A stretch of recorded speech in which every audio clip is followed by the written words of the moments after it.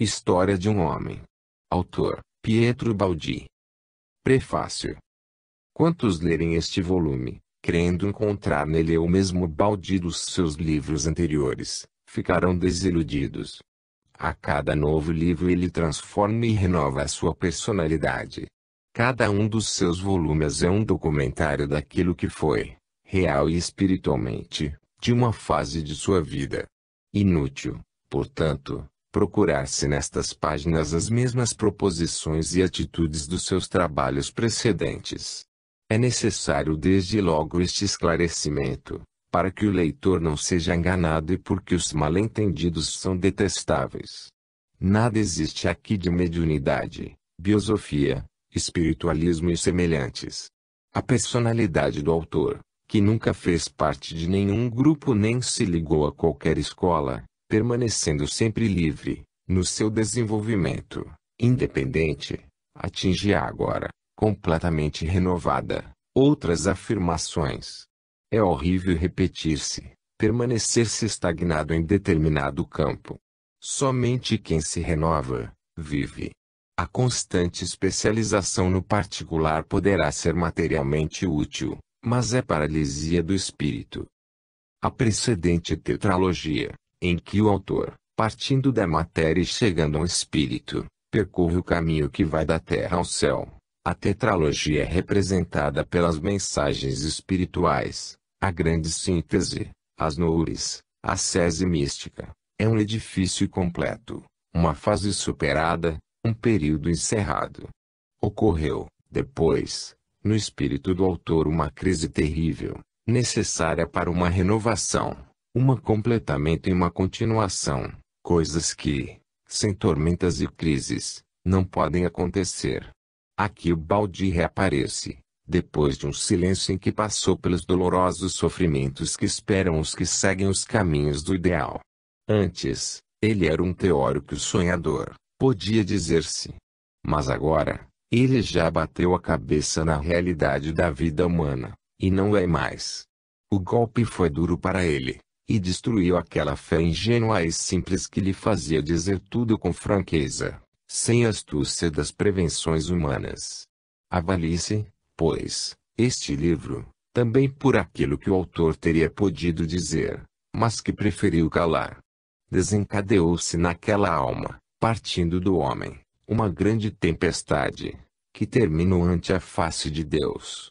Ele não se lamenta de tudo isso, pois sabe ter vislumbrado uma novidade importante, embora através da amarga experiência, sabe que aprendeu a conhecer o homem, e porque fez uma nova e grande descoberta, ou seja, que as conquistas espirituais, como a matéria e a vida, os sofrimentos, refinam e purificam o espírito, não o abatem.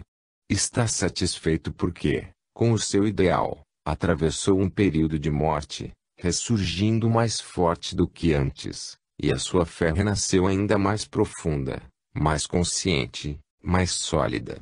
Ele oferece as páginas escritas com o sangue do seu tormento ao mundo cético e sábio, que sabe o que faz porque conhece a vida e não se importa, rindo dessas paixões e afirmações ideais. Mas ele conhece, por sua vez, as leis que regem esses fenômenos, e sabe que o riso, a incompreensão que lhe volta as costas, a indiferença e a desaprovação, que não é de uma classe social, mas a expressão do homem comum de hoje, devem naturalmente estar na vida de quantos seguem o caminho da redenção humana, indicado por Cristo. Sonhos de grandeza, vitalidade expansiva, conquista vitoriosa, e ainda potência de gênio e de domínio sobre a natureza. Todas estas grandes e admiráveis coisas não podem suprimir aquela lei do sacrifício individual, que pertence, ela também, à vida, e que o homem de hoje, perseguindo os ideais abraçados, teria de fato muita vontade de esquecer. É crime, porém, trair o ideal, qualquer que ele seja, quando por ele tantos mártires se sacrificaram. Chamado trágico e desesperado, mas quem sabe compreenderá, chamado feito numa hora histórica e solene, pleno de sua força e do seu desejo de dar, a quem sofre, fé e esperança em coisas sempre mais altas. Este volume não é autobiográfico. Traduz, entretanto, as experiências do autor, e reflete estado do espírito reais, por ele realmente sentidos, ou, pelo menos, idealmente vividos. Como sempre, atrás de cada palavra há uma real vibração de vida espiritual, um verdadeiro tormento de paixões, há frequentemente uma experiência vivida, uma prova enfrentada e superada, uma dor suportada, talvez ainda um caminho percorrido, um pouco do trágico e doloroso caminho da vida seriamente vivida. Não obstante esta renovação, os princípios dos volumes precedentes não são aqui negados.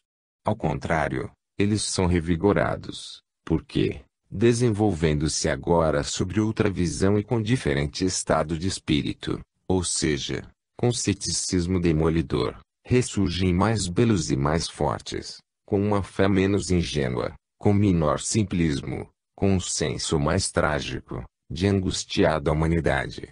Dessa maneira, o leitor reencontrar nestas páginas a personalidade de Ubaldi, mais completa, amadurecida através de novas experiências, levada a uma nova fase que, se a continuação lógica das precedentes, assemelha-se às vezes ao reverso, tão violentos foram os golpes e a desordenada tormenta que envolveu. Aqui o autor se debruça sobre o abismo infernal da vida estúpida do mundo que ele descobre. Por um momento as náuseas o sufocam e o terror o paralisa, mas as forças do espírito são poderosas, e o equilíbrio, por fim, se restabelece.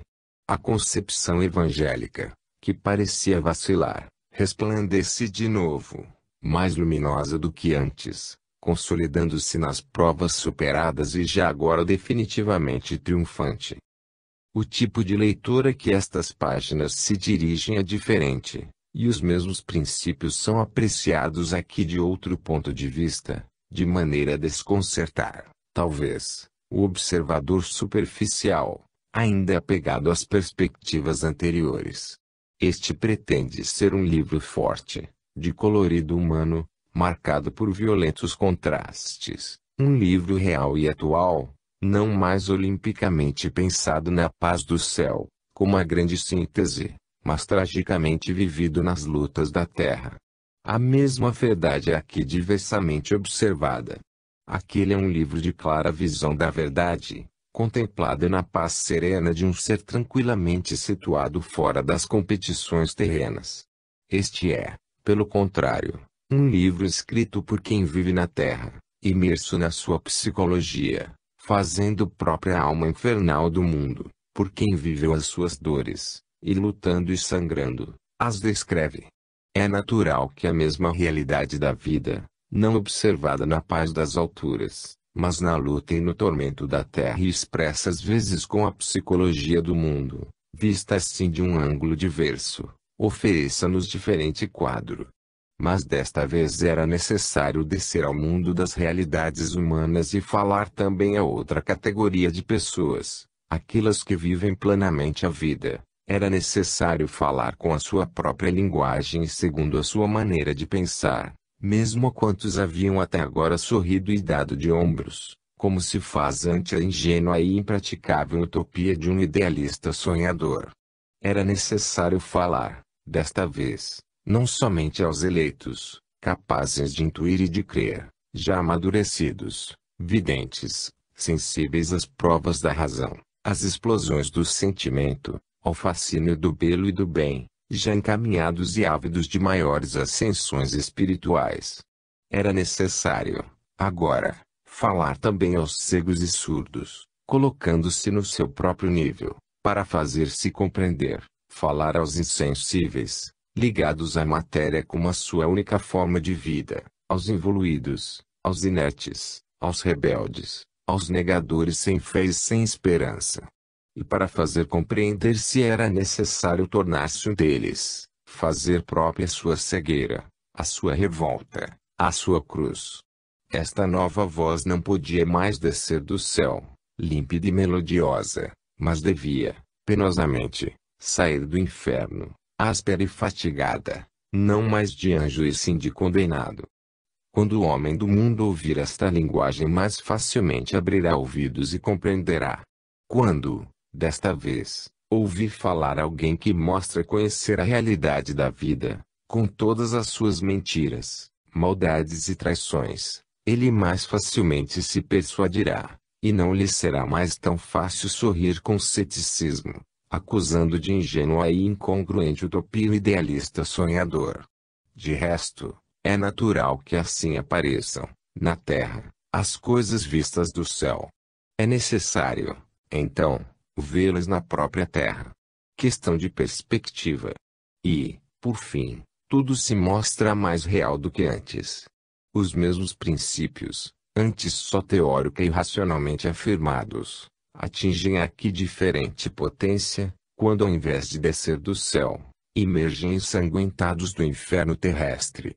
E uma verdade que resiste a esta prova humana de lama e de sangue, adquire a força que antes não tinha, ao menos sobre a terra, e pode então proclamar-se mais alta, pois também aqui, experimentalmente, provou a sua realidade.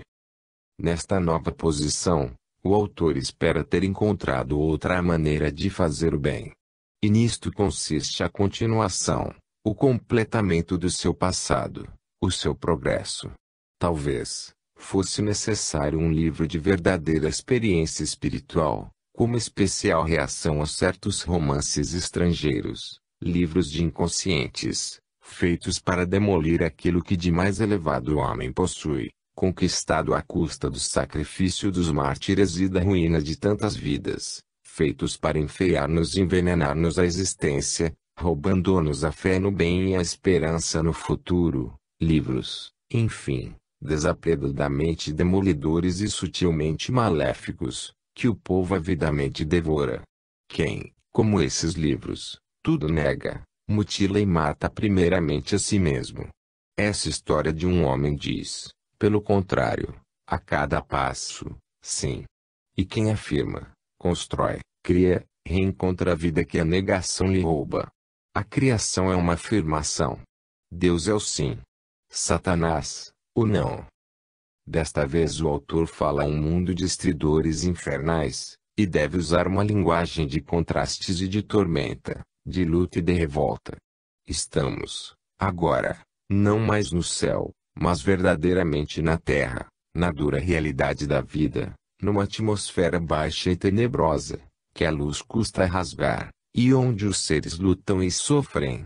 Uma guerra de todos contra todos impera sem tréguas, impedindo a serenidade de contemplação superior. Toda energia está empenhada nas rivalidades humanas, na necessidade de se sobrepor-se. Tentar evadir-se é inútil. Em tal mundo, o céu, lugar de ventura, não pode parecer senão uma utopia. Todos, mais cedo ou mais tarde, fazem esta dura experiência. O autor, também, devia quis fazê-la, mas não para se sepultar com ela, e sim para ressuscitar, ao final, indicando a todos as vias da ressurreição. O mal não é aqui invocado para demolir, mas para construir, com a finalidade do bem. Este livro foi escrito numa pausa arrancada a essa incessante tensão infernal, numa trégua brevíssima, roubada à inquietante necessidade do trabalho e da luta pela vida. O próprio autor sofreu a dura lei de todos, a vida humana imersa na matéria, o espírito invadido pelas suas impiedosas necessidades. A experiência e a superação que ele nos descreve são as que o mundo também, seja embora por mil maneiras diversas, deverá realizar. O relato tem, portanto, significado e interesse universais, pois no seu caso particular vemos agirem-se as leis universais da vida, que guiam a todos. Trata-se, nestas páginas, de um céu visto pelos olhos críticos e positivos do homem que conhece a luta da vida e conhece a dor, vista com a mentalidade objetiva da ciência e do bom senso, através do critério prático e realista como realidade do amanhã, em que se acordam o conceito científico da evolução biológica e o conceito religioso da redenção cristã, um céu, enfim, que a própria razão nos indica como lógico e necessário porvir da humanidade. Embora não sendo autobiográfico, este livro foi, entretanto, realmente lutado e sofrido. Foi escrito, de fato, em 40 dias, como uma explosão. Quiçá a vida real se apresente, às vezes, mais trágica e desapiedada do que esta, imaginada pelo autor, e é certo os indivíduos neguem também a consolação dos últimos anos, que, na sua grande fé na vitória final de quem luta por uma ideia, o autor não pode deixar de concedê-la ao seu protagonista. Mas o princípio não é abalado e a tese não resulta menos válida por isso. Talvez não haja tempo no presente volume, para se demonstrar tudo aos céticos. Há neste livro muitas teorias. Sua principal demonstração será dada pelo fato de que elas foram vividas e aplicadas, concluindo na própria vida. Essa demonstração saltará sempre, igualmente evidente, da logicidade do desenvolvimento do conjunto, da ardente fé revelada pelo autor, da objetividade com que a experimentação é conduzida na história aqui narrada e, por fim, da excelência das conclusões. Este é um livro escrito em uma hora de espasmo mundial. É verdade que são excelentes e santas as teorias pregadas, talvez mesmo com fé e convicção, no campo religioso e civil. Mas este livro não se firma em teorias. Quer, pelo contrário, ter a coragem de olhar no seu íntimo a realidade biológica, aquilo que de fato o homem é, e não aquilo que acredita ser ou desejaria ser, ou só excepcionalmente o é. Não é verdade, porventura, que estamos numa época construtiva e de grandes audácias? Pois bem, então é necessário termos esta grande coragem de olhar tudo face a face, sem nos iludirmos e sem mentir. A hora presente, mesmo a despeito de todos os míopes e de todos os fracos que a maldizem, é ampla e vigorosa, exigindo-nos largueza de visão e a coragem dos fortes. Esta não é a hora da tranquila e prazenteira psicologia mozartiana, do anjo que fala aos felizes, que são pouquíssimos. Não é a hora dos doces equilíbrios da beleza, mas é a hora da humana, trágica e potente psicologia beethoveniana, feita de luta e de tormenta, de fadiga e de dor, que fala aos sedentos de felicidade, que são em maior número. É a hora dos impetuosos e fortes sentimentos da criação. Este é o estilo do presente livro, dado pelo espírito de nosso tempo, que é essencialmente beethoveniano. Não rossiniano, mas wagneriano, não rafaélico, mas miguelangesco, não ariostíco, mas dantesco, não barroco, mas revolucionário, napoleônico, ferreamente retilíneo, novecentista.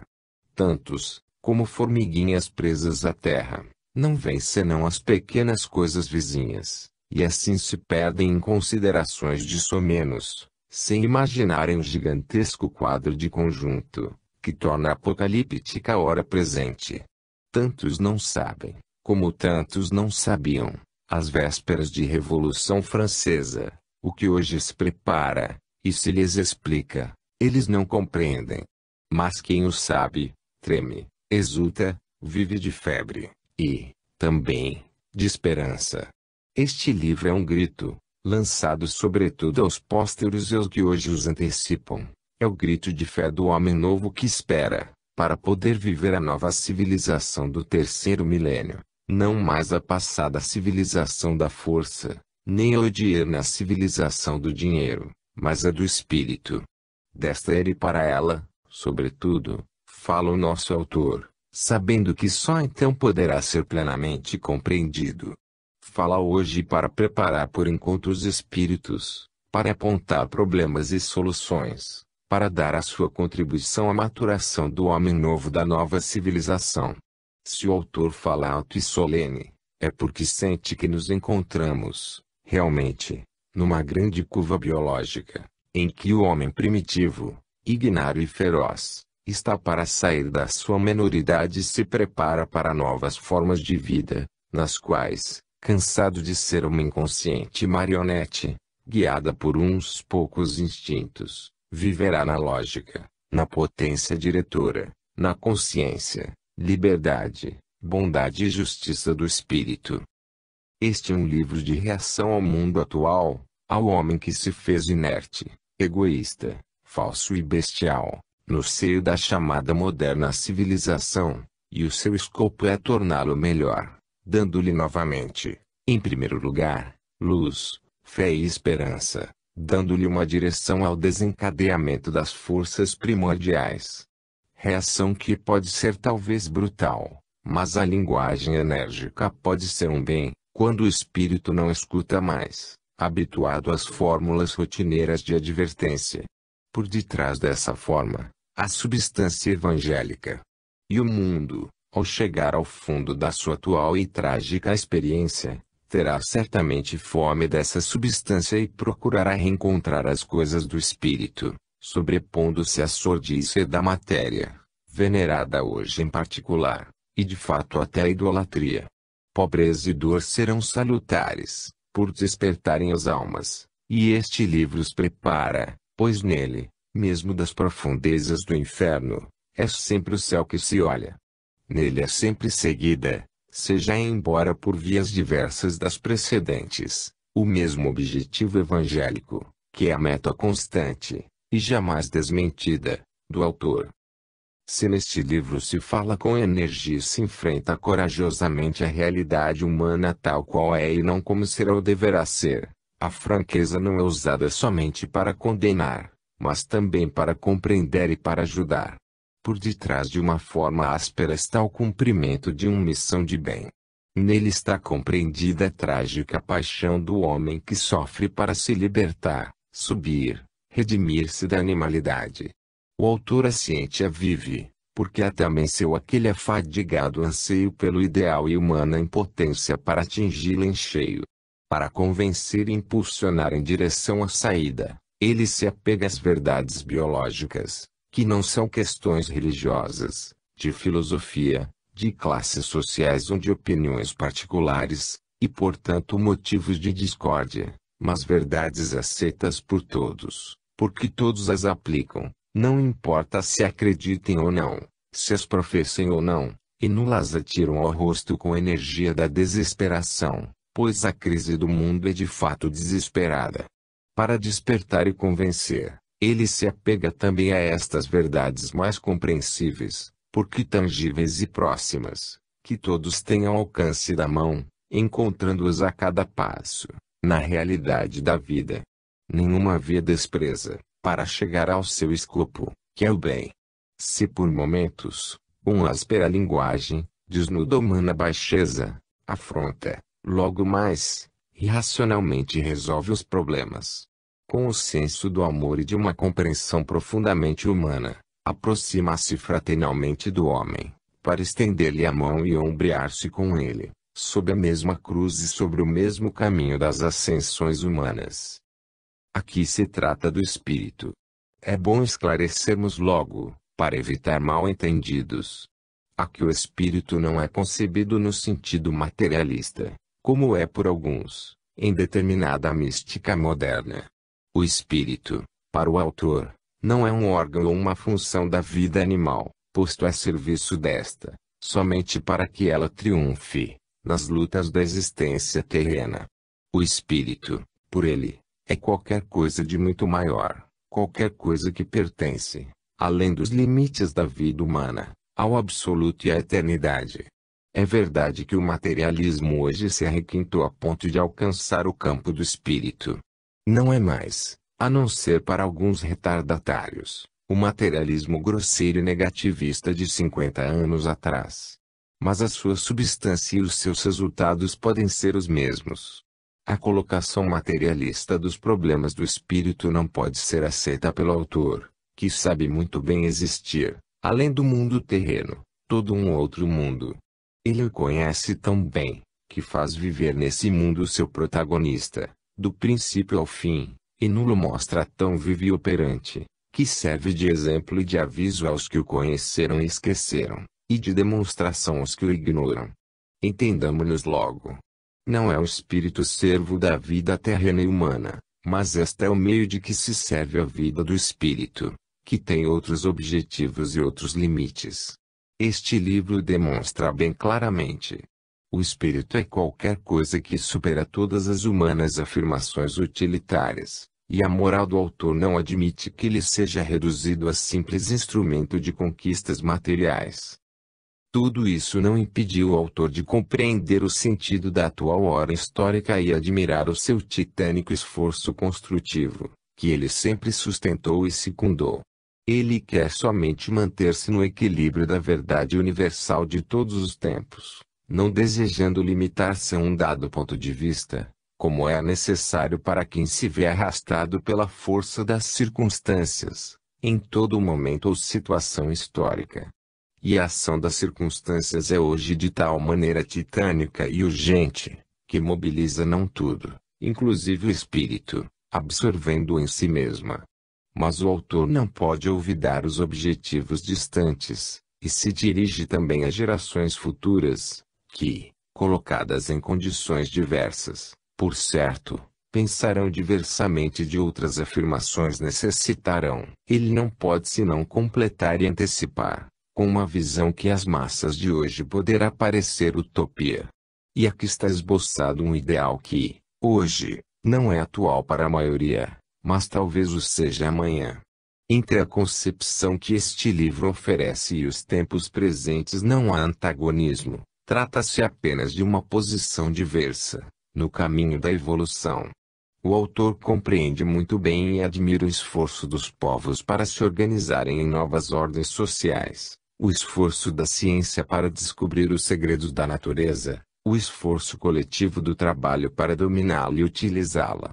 Mas roga que se compreenda, também, o esforço do homem isolado, que conquista outro tanto, perigosa e utilmente, pelas vias do espírito.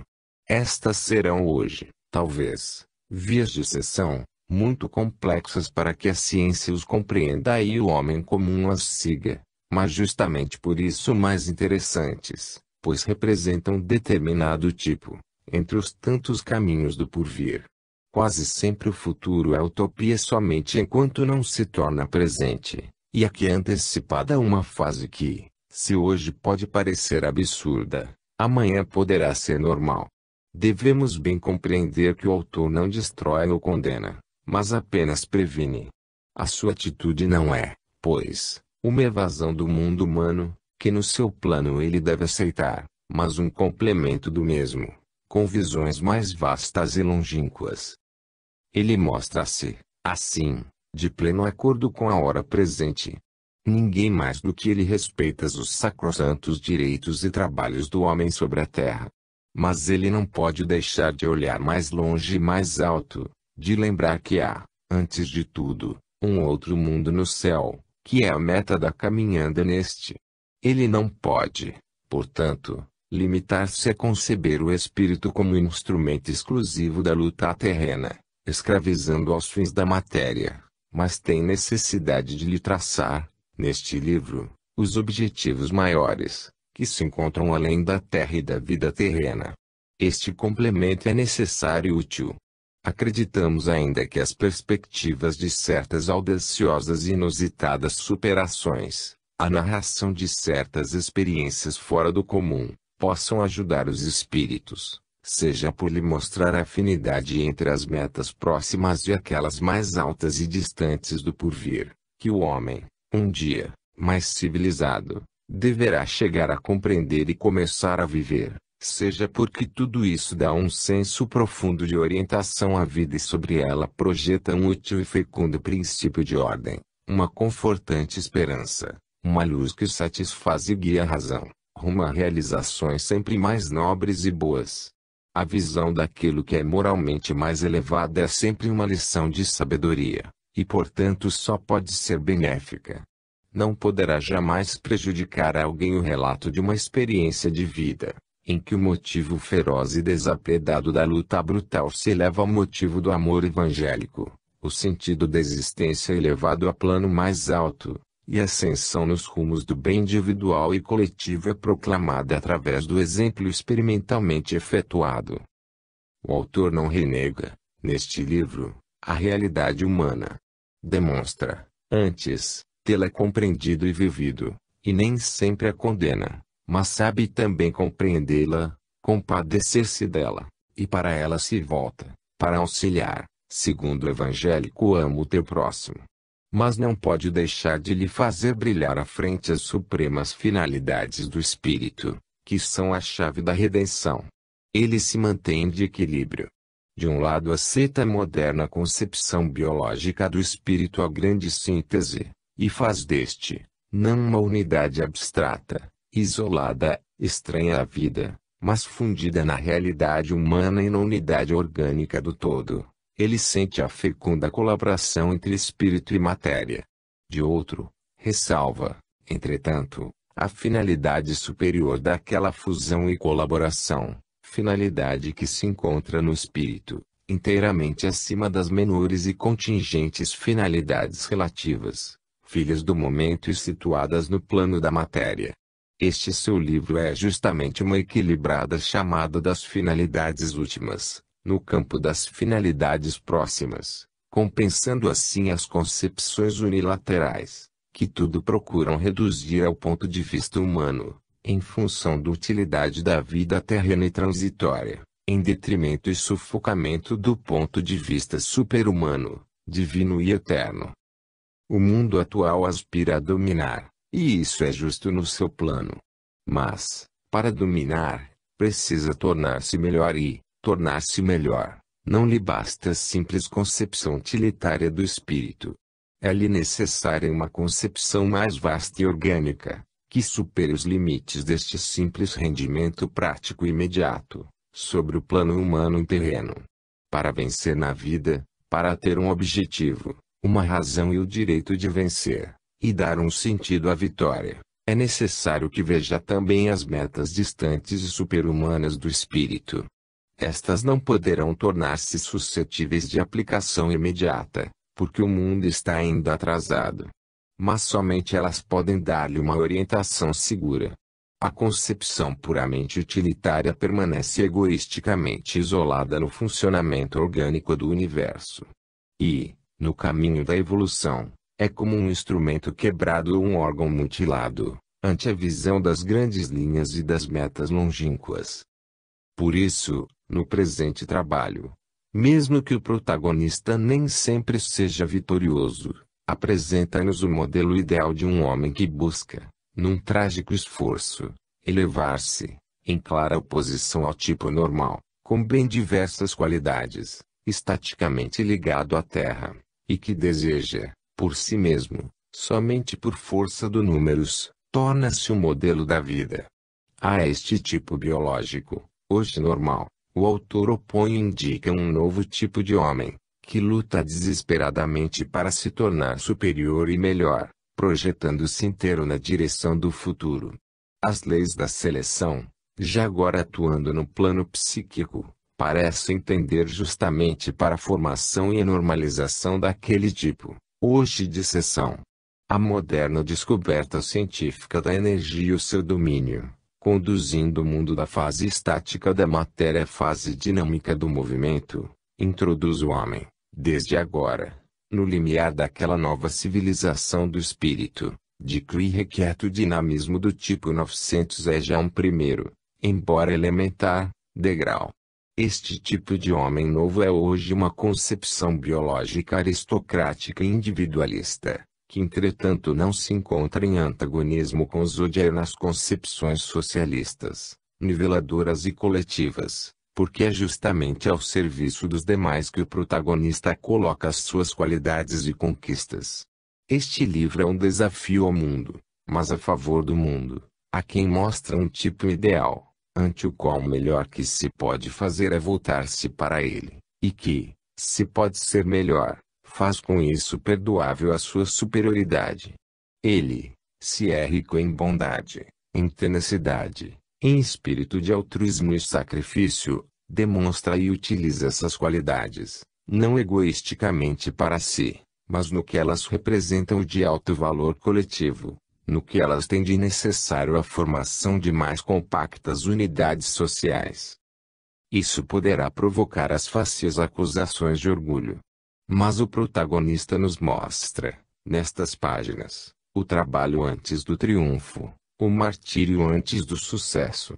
E este se expande no céu, longe da terra, da qual, dessa maneira, não prejudica nem perturba os interesses. Nesta obra se demonstra como o primeiro atributo de toda superioridade são os seus correspondentes deveres. Como tudo é conquistado e merecido, são severas e justas as leis do progresso. Que grandes compensações coroam esses esforços de superação, e que coisa profunda, séria e grande é, ainda no caso mais doloroso, a vida. Tudo isso é altamente moral. Este livro quer ser um estímulo a todos, no caminho da superação. Seja para os menos elevados, aos quais se dirige, assumindo quase sempre a sua forma psicológica, seja para os mais avançados, através de sua substância e das suas conclusões evangélicas, e aos quais deseja guiar, como aos primeiros. O livro está, nesse sentido, sobre as linhas da evolução, constituindo uma força que age segundo as mais poderosas correntes da vida. Talvez seja ele uma expressão instintiva e inconsciente, manifestada através da sensibilidade do autor, do impulso biológico criador, que é próprio da natureza, ora ativa, sobretudo, no campo psíquico e espiritual. O livro encontra-se, portanto, entre as boas forças criadoras, que guiam a Deus, e não poderá senão despertar, no íntimo das consciências sadias, uma vibração de aprovação e de sincera adesão. Se a certos momentos as palavras são enérgicas e a advertência poderá ser calorosa, por trás delas, entretanto, não há qualquer interesse a ser defendido. Com toda a franqueza, trata-se tão somente de um ser sincero, que não se permitiu outra riqueza, além da coragem de dizer a verdade. O autor se sentirá, por isso mesmo, satisfeito, e se considerará recompensado do eu trabalho, se puder constatar que, com esse livro, ainda melhor atingiu a finalidade dos precedentes. Se verificar, enfim, que, instigando a subir, rumo a formas mais elevadas de vida, conseguiu fazer um pouco daquele bem que é a sua aspiração mais ardente. No seu último volume, que precede a este, Ascese Mística, o autor, no último capítulo, Paixão, concluiu com estas palavras: a hora é intensa para todos. Não se pode parar. Preparada pelo tempo, ela se precipita.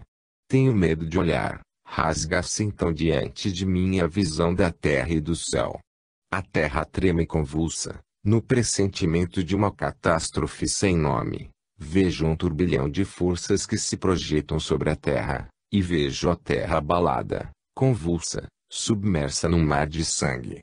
Tétrica é a hora da paixão do mundo. E parece, sem esperanças. O círculo se estreita, e logo estará fechado, e será tarde para fugir ao seu aperto. A mão do Eterno empunha o destino do mundo. Estão prontas a se desencadearem as forças para o choque fatal. Avizinha-se a hora das trevas, do mal triunfante, da prova suprema. Bem-aventurado quem, então, não tiver vivo sobre a terra. Já disse há tempos, preparai-vos, mas não me ouvistes. Breve, será tarde demais. O drama está próximo, eu percebo. Naquele momento, senti tremer a terra. Dentro de mim, está a visão do real. Senti, realmente, a terra a tremer. Se esse livro, publicado em 1939, claramente predizia, como iminente, o atual cataclisma mundial, o presente volume, História de um Homem, continuando o caminho seguido em Ascese Mística, conclui, ao invés, da seguinte maneira. No Testamento Espiritual do Protagonista capítulo 30, estudai sobre o grande livro da dor, aprendei a sofrer, se desejais subir. É bom que o mundo sofra, para que possa corrigir-se e avançar, sem dor não há salvação. A esta lei fundamental não se foge. Mas depois da paixão e da cruz, há a ressurreição e o triunfo do Espírito. Aceitai, portanto, o batismo da dor. A expiação que purifica, porque esta é a única via de redenção. Deixo-vos o aviso de que na necessária paixão do mundo está a aurora da nova civilização do espírito. Este novo volume, publicado em 1942, escrito em meio de já anunciada tormenta, encerra-se, portanto, com o anúncio da aurora de um novo dia. Depois da destruição, a reconstrução; depois da dor, a alegria de uma vida mais alta; depois da necessária paixão da guerra, desponta a nova era do espírito.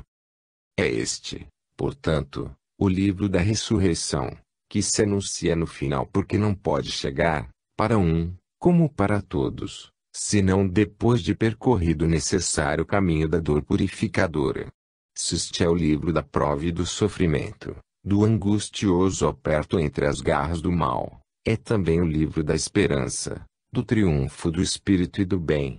A trabalhosa elaboração da ascensão é aqui impulsionada, para o indivíduo, na história do protagonista, e para o mundo, na consciência da sua atual e apocalíptica experiência.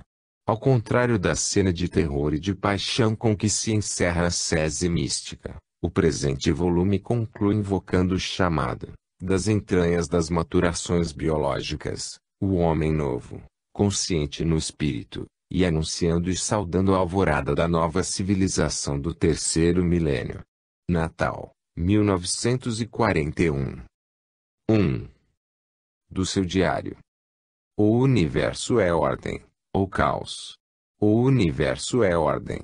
Isto é o que me dizem a ciência, a história, e tantos anos de observação e de experiência. Cheguei à conclusão de que o universo é um funcionamento orgânico em marcha para determinada meta, que todos os fenômenos se encandeiam segundo uma lei, em cujo âmago sinto o pensamento e toco com as mãos a vontade de Deus presente e atuante. Assim concluí, com a segurança que me deram 30 anos de estudo, de experiência e de dor.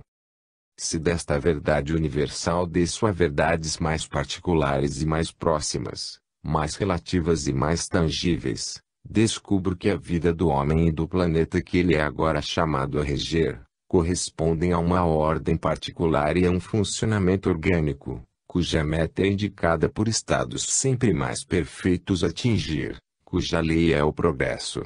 Verifiquei, afinal, que a lei do nosso planeta é progredir em todas as formas, evoluir sempre, em todo sentido, é a ideia dominante.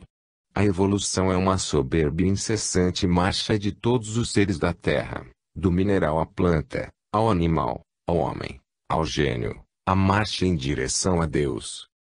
Descendo sempre mais no particular e relativo, sempre mais próximo e tangível para nós, descobrimos que o homem está à frente do movimento. A sua lei é a seleção do melhor, conseguida através da luta. Homem e mulher, masculino e feminino, são os ministros desta lei, que no particular se bifurca em dualismo que é também complementação. Como tudo, também esta unidade humana é dada pela fusão de duas unidades, menores e inversas. Em posições e movimentos inversos e complementares, elas fecham o mesmo circuito. O homem diz: eu sou a vontade, a força, a conquista, a vitória. Eu sou o Senhor. Não há outro Senhor além de mim. Submeto a mulher para que me dê filhos fortes e vencedores, como eu. A mulher diz: eu sou a beleza, a bondade, o amor, a conservação. Eu sou a esposa e a mãe. Não há, nisto, outra mulher além de mim. Escolho o homem forte para que me dê filhos fortes e vencedores como ele. Dois são, portanto, os grandes motivos da vida humana, o macho e a fêmea. São opostos e se atraem. Dividindo, embora, entre si, o campo da vida, liga-os o recíproco fascínio. Bastam estes dois motivos para cantar-se até as últimas notas a sinfonia da vida, num entrecho e numa compensação contínua. Cada um desses dois princípios é uma afirmação em si mesmo, mas uma negação em frente ao outro, um vácuo que aspira ao oposto, desejoso sempre de se encher com a oposta afirmação, e assim se precipitam um no outro, saciando-se apenas ao fechar-se na sua soldadura com a metade oposta do circuito. Nenhum dos dois é superior ou inferior. A mulher domina como o homem. Não importa se a primeira se afirma calando e negando, o segundo gritando e comandando. O princípio feminino tem tanto o que completar, quanto o masculino. Ambos reinam igualmente, mas através de formas e tarefas contrárias e complementares. Mas cada um dos dois se sente isolado no seu reino incompleto, e deseja completar-se revertendo-se ao signo oposto. A fragilidade da bondade, o altruísmo do amor são potentes como a força da conquista e o egoísmo do domínio. Cada qual tem as suas armas, armas opostas e complementares, feitas não para se combaterem mas para se abraçarem. Entre essas armas não pode existir rivalidade, porque não tendem a se evoluir, mas a se ajudar. O princípio masculino faz parte do feminino, o pressupõe, o compreende e o completa. Cada ser humano nasce no seio de um desses princípios, carrega-o em si mesmo e o representa. Cada um deles existe e tem sentido somente em função do outro. Opostos apenas para se unirem, eles dividem o trabalho e as opostas funções da vida, criar conservando, acumulando, proliferando, e criar destruindo, renovando, selecionando, sempre fundidas as opostas posições na mesma função de criar. A mulher, como a terra, é conservadora e fecunda, ou seja, apta à formação e proteção do material primitivo da vida. O homem, como o ar e o sol, é ativo e fecundante, é como um martelo que forja, o dinamismo que seleciona e renova. A primeira metade do ciclo, criadora da quantidade, resta inútil, se não se completa com a segunda, criadora da qualidade. A mulher vale quanto vale o homem, e este quanto a mulher. Cada um dos dois tem a sua função e missão, de cujo cumprimento é sumamente cioso.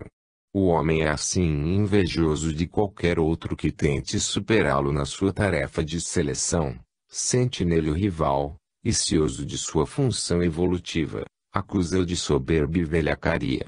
A mulher é também invejosa de qualquer mulher que tente superá-la na sua tarefa de proteção e conservação, sente nela a rival, e, ciosa da sua função de amor e reprodução, acusa daquela desonestidade que atraiçoou a missão de mãe. Nenhum dos dois suporta que outros lhes usurpem ou superem, na função que tem o direito e o dever de realizar, porque nela está o objetivo da sua vida e a realização de si mesmos. Porque no obedecer ao comando da lei está a maior alegria, e não obedecer é a maior dor que o ser possa provar. Ambos desejam a mesma coisa, a vida, expressam a mesma lei, criar, um dizendo, sim, a outra dizendo, não. A lei faz que se unam os contrários para o seu mesmo objetivo. A satisfação do indivíduo está no cumprimento do instinto, ou seja, na obediência ao comando. E o homem, quanto mais ignário e primitivo, mais cegamente obedece, quanto menos evoluído, menos emancipado do determinismo originário da matéria. Nos momentos históricos do regresso involutivo, o homem canta a liberdade, acreditando que se liberta. Mas não se livra senão do trabalho de evoluir, submetido às superiores leis sociais que lhe impõem ordem, disciplina, virtude. Não se livra senão para tornar a criar, mas cegamente, a serviço das mais elementares e férreas leis da vida, inscritas no instinto. Peregrinei pelas longínquas e abstratas filosofias do absoluto.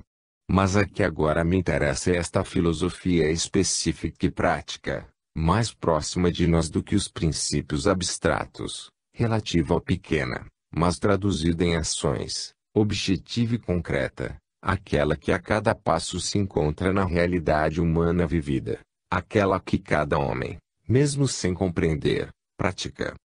Na raiz da vida humana encontra-se este mecanismo. Ele implica a rivalidade, luta, enfim, seleção. Assim, guerra e amor são as duas funções fundamentais desses dois termos, masculino e feminino. O amor protege e cria, a guerra destrói e mata. Inversa complementação, mesmo nos efeitos.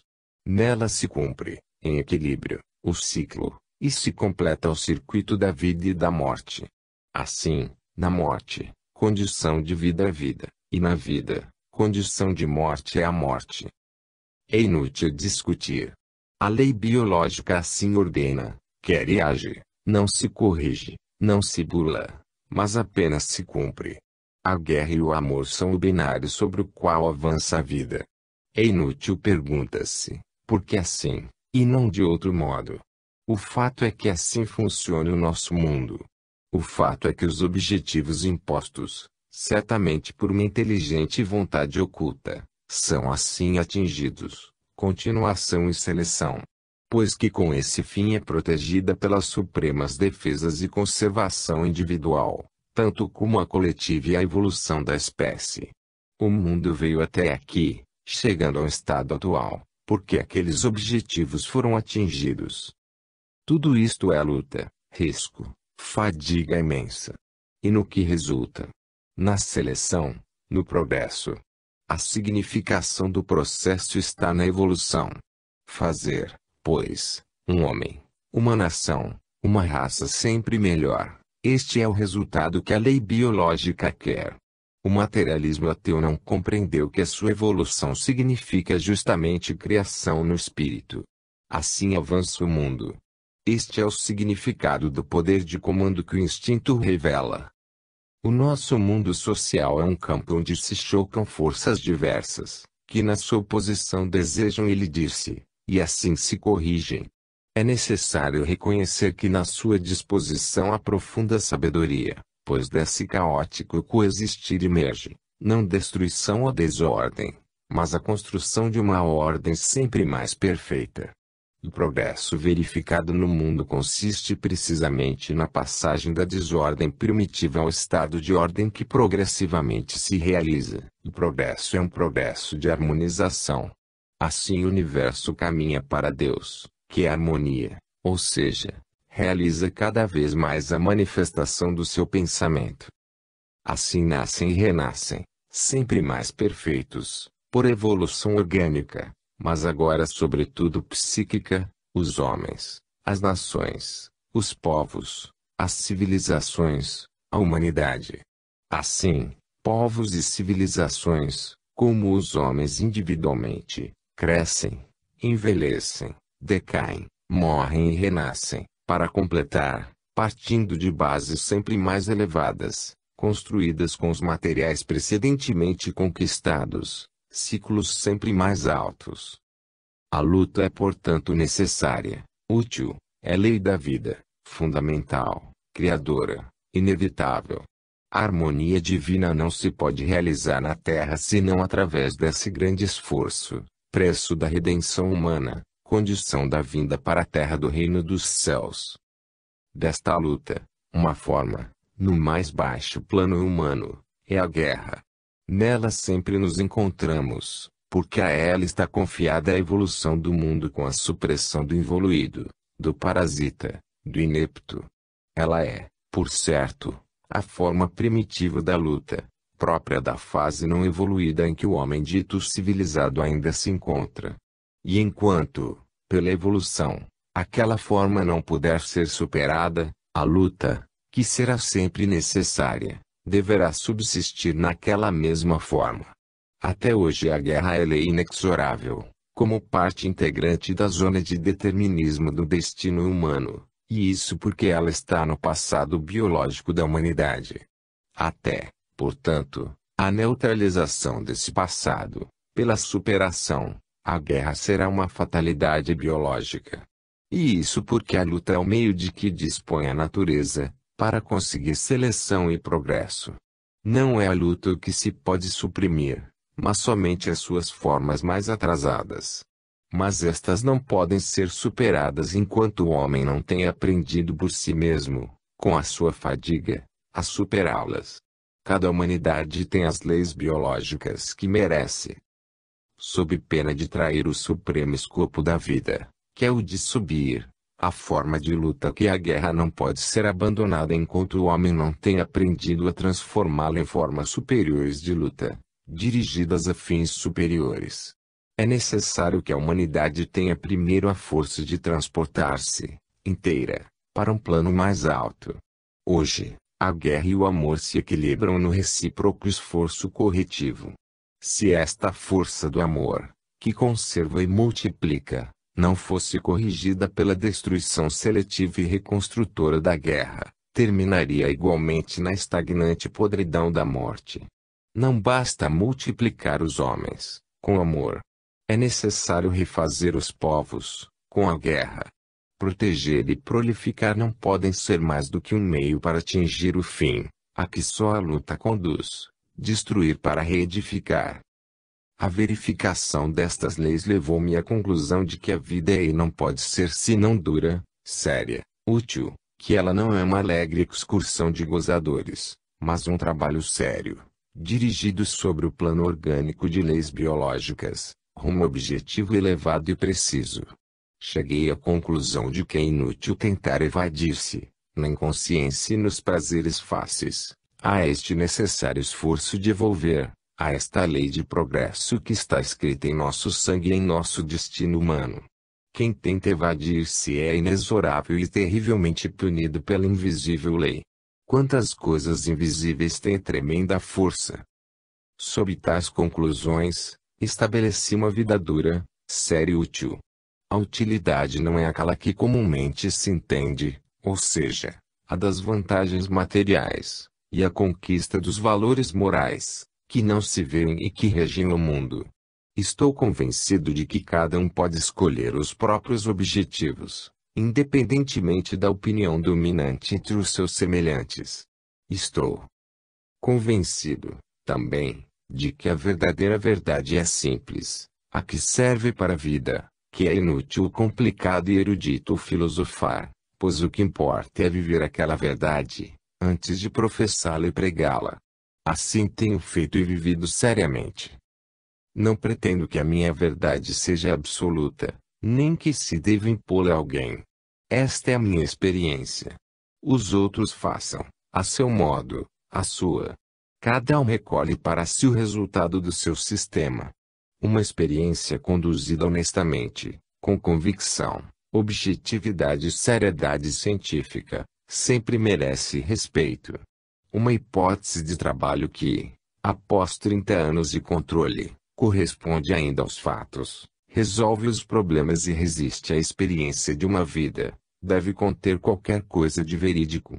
Passei pelas verdades particulares, rivais, em luta entre si, filosofias e teologias, mas o sólido, qualquer coisa de objetivo, sempre presente, inderrogável e convincente, não encontrei nas construções da psique pessoal, que não são mais do que elevação ao sistema do próprio temperamento, um caso biológico, mas encontrei na observação do funcionamento orgânico do universo.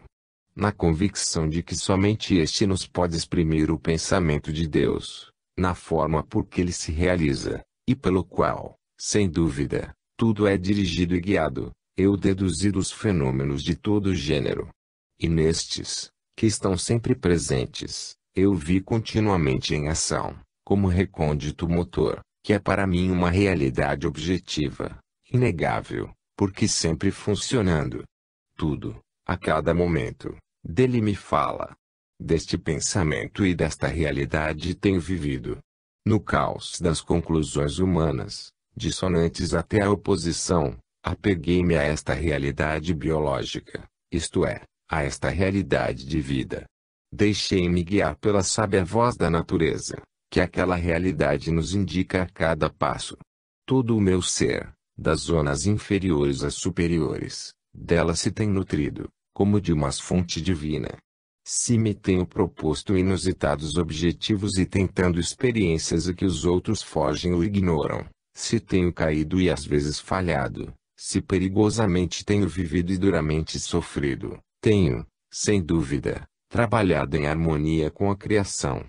Se o progresso é um processo de harmonização com o pensamento de Deus, atuante no mundo, e vai do caos à ordem, eu, depois de haver baseado a minha vida numa concepção universal de ordem absoluta, consegui trazer para o meu destino essa harmonia e essa ordem, Não obstante tudo, assim lutei e venci o caos e o mal, que podem aparecer em dado momento da vida individual e coletiva, mas dos quais triunfa aquele que possui as bases do equilíbrio, a orientação fundamental e a chave do funcionamento fenomênico.